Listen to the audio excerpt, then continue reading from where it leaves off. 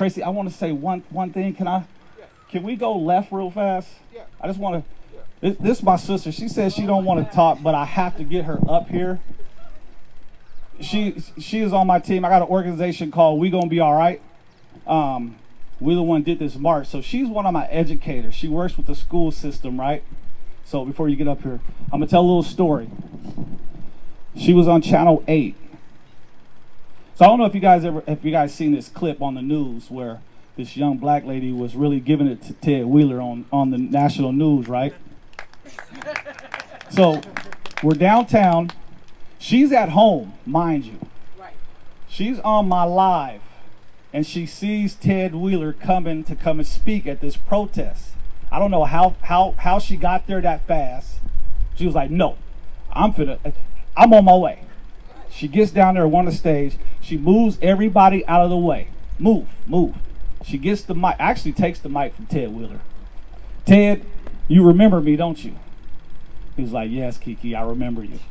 She said, now, I'm going to tell you now, if you don't do what you say you were going to do, I know where you live. This is on national TV. I know where you live. I'm going to come knock on your door, and I'm going to demand that you do what you're supposed to do. So when she did that, I said, I got to get her. I need her on my team. So long story short, she was on Channel 8, and she was talking about education. And what we're doing right now, we're trying to tackle the school to prison pipeline right now, which is one of the biggest businesses in the country. The biggest. So when you get young black kids and they get in trouble in kindergarten, first, second, third, fourth, fifth grade, they keep these charts, right? So when you get into high school and something happens to you, or you get in trouble in high school, they already got that. They already got this information on you. So they deem you a troubled child from the get-go, from the first mistake. So that's what we're trying to tackle right now is that, because they are recruiting young black boys and girls from elementary school to go to prison to make them money. Halfway to the penal system. There you go. Exactly. So I'm gonna have her come up and speak for a minute or two or three. She said she wasn't, but I want her to come up here. You guys. So one more thing before she says something. So she was on Channel 8. She was talking about the education system and getting real deep into it. And so what was it, a couple days after that? A week. A week after that, she gets a letter in the mail. And when I tell you this letter that she got, it made me, all the work that I had been doing with this, it made me want to stop doing that and going back to doing things that I used to do, because I was so angry at this letter that she got. And I see there's little kids out here. I kind of want her to read this letter. So, you got it?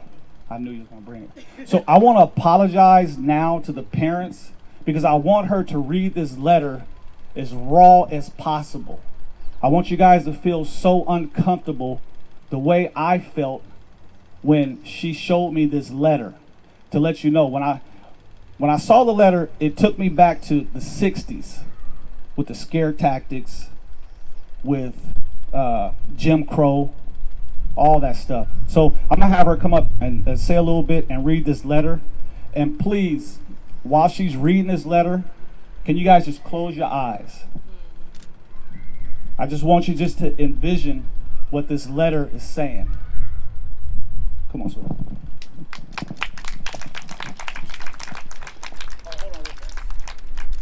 One more thing. So after everybody found out about this letter, she was getting a lot of hate mail saying the letter is fake. She did this herself. Trust me, this is nothing fake about this. This is all raw and real. So like you said, my name's Kiki. So I've been working in the education system for about 15 plus years, born and raised in Northeast Portland. Part of the gentrification, pushing everybody out of North and Northeast Portland. I'm really big on the knowledge of the school to prison pipeline. I've spoken with multiple people and nobody knows exactly what it is.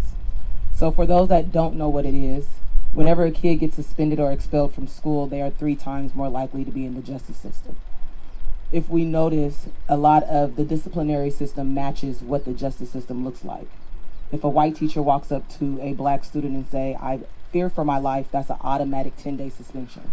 While that student is out of school for 10 days, are they getting education? Are they getting homework packets home? They're not receiving education. And so the fact that someone's perception of another individual determines the future of that child. So I'm always trying to educate people on what that looks like. Like he said, I got a death threat. At first, I was like, wait a minute, do I need to be out here? But reality is I do. As we notice, everybody's talking about defunding the police. Nobody's receiving a death threat because they're saying defund the police. But now that I'm shining light on the biggest system that is in the United States of America, not just here in Oregon, now I'm getting a death threat. So it kind of pushed me to talk more about it because there's a lot of people that don't know nothing about it. And so if I was not to talk about it, then guess what? We will still be uneducated. There's a saying, if you know better, you do better. So now that you know about it, what are you going to do about it? How are you going to help the next generation to become something? How are you going to help the next generation to be successful? So I want everybody to close their eyes as I read this letter. And this letter to me personally was not directed to me. It was directed to my community. So as I read this letter, I want you to sit in your feelings because this is how Black people feel every single day. We're walking around on eggshells, having to look around, who's behind us, watching our back. So as I read this, sit in that first initial feeling that you have. Dear nigger, I saw your nigger ass on KGW wanting niggers to have their own education system. LMAO. You niggers can't even wipe your own ass, and now you want to run the schools? Dream on, you stupid nigger. Never gonna happen. Reparations? Never happen either. Ha ha ha. You niggas deserve nothing. I love it when the cops kill goddamn niggers. Niggers' lives don't matter. I know exactly where you live too, nigger. I plan coming to your house and blowing your fucking head off with my AR-15. LMAO. Don't cry or call the defunded Portland police or that white man Ted Wheeler, or else suckers will pay. So like I said, when I first got this letter, I was like, wait a minute, hold on. I'm a mom, so I have to protect my kids. But then I thought about it. I said, you sent this to me because I'm shining light on something that needs to be talked about. This affects the whole world. This doesn't affect just Portland, Oregon. And in order for it to change, we have to talk about it. So what I ask from you guys today is educate your people. If there's something that you know and your neighbors don't know, it's your responsibility to educate your neighbors. Because once again, if you don't know, you can't do better. Once you do know, it's your responsibility to take the information that you have and to share it. And it's also your responsibility to hold your neighbors and others accountable for their actions. Thank you. Thank you so much. Thank you. Wow. Wow. Powerful stuff. So, to the person who wrote that letter, if you're listening, I live right over here. 29080 Southwest Costa Circle. If you got a problem, come see me.